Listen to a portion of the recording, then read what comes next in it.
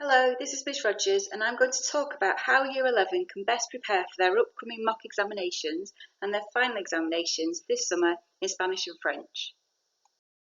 Over the next 3 weeks, all Spanish and French candidates will sit a reading exam, a writing exam and a listening exam. And when these exams are finished, they will also have a mock speaking exam and learners will be given an individual date and time for their appointment.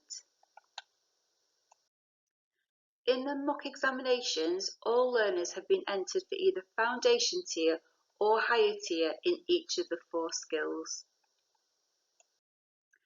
And each of the 4 exams account for 25% of the final GCSE grade. In February, we will use learners' results in the January mocks to help inform our decision about learners' final tier of entry for this summer. At the start of their GCSE course in Year 9, all Spanish and French learners were provided with a course information booklet. And in this booklet, they have details about all the topics and subtopics and the assessment criteria for each of the 4 language skills. In preparation for their mock exams, it would be helpful for learners to remind themselves of the grade descriptors and the breakdown of marks for each component. In their booklets, there is advice to learners from AQA, and after the exams, we will also provide them with individualised feedback on both the speaking and writing exams. Learners have materials to help them prepare for their speaking exam, and they've recently received a writing booklet with practice exam style questions.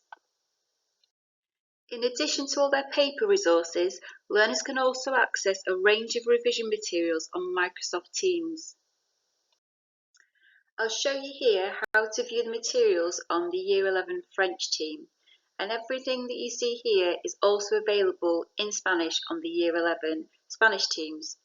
So if you go to the top of the page and click on the tab to find this folder, Grade ATL Grade A TAS,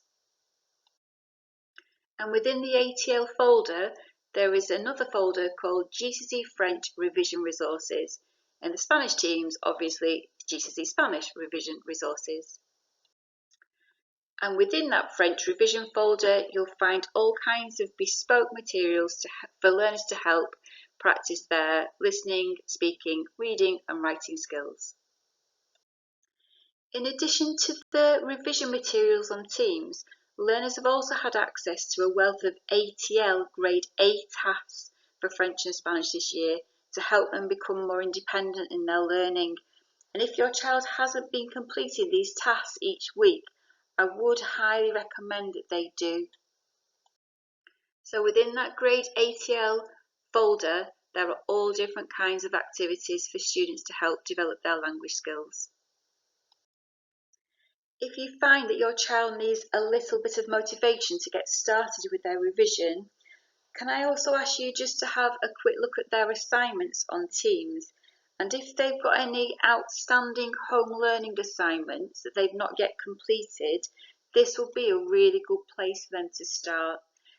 Each of the home learning assignments in MFL is a simple Microsoft form and it focuses on a key grammatical structure. So this would be really good if they could complete these before the mock exams begin.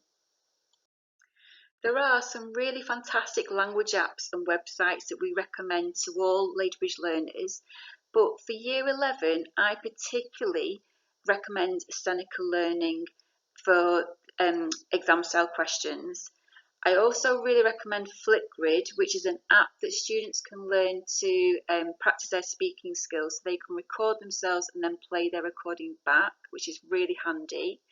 And Quizlet is really good for vocabulary practice. If learners log on and search either Ladybridge MFL or Ladybridge Spanish or Ladybridge French, then all the study sets that we produce will pop up, including study sets for general conversation, so that's a handy app as well. Just a reminder that our MFL revision classes take place every other Wednesday after school. And finally, in terms of past papers, between now and the summer, learners in Spanish and French will be provided with practice exam papers on a regular basis, both for home learning assignments and in class under exam conditions. If you've got any questions, please don't hesitate to contact me at school. Thank you.